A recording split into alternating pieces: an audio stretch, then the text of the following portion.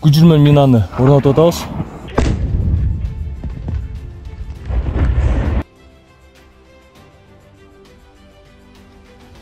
Түзден түстор!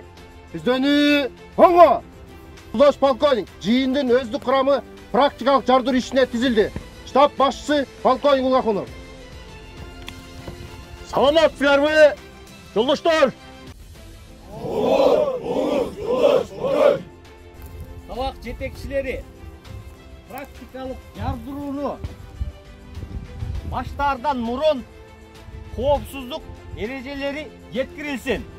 2024 жылдын 1 апрелинен тарта Коргоо министрлигинин инженердик сапердик бөлүкчөлөрүнүн талаа чыгуулары башталды. Бул талаа чыгууларында инженерлер миналарды практика жүзүндө орнотуу жана жардырууну аткарышат.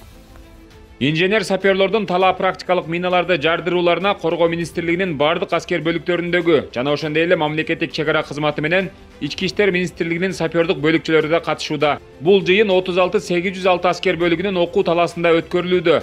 Мындагы инженер саперлорго талаа шартындагы окуу класстарында жарылуучу заттар, миналар боюнча жана башка аларга тиешелүү теориялык сабактар өткөрүлүп, андан соң практика жүзүндө жардыруулар менен өздөрүнө тиешелүү тапшырмаларды аткарышат. Азыркы биз койгон танкка каршы мина 62М.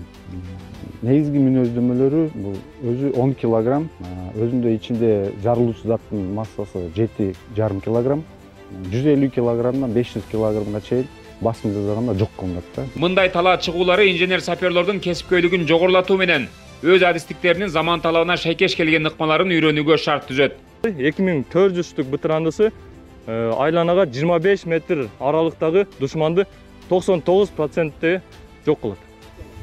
Мон 50 минасын көчүрмен абалга келтиргенден кийин коопсуз аралыкка барып исполнительный пульт управленияга антеннасын кошобуз.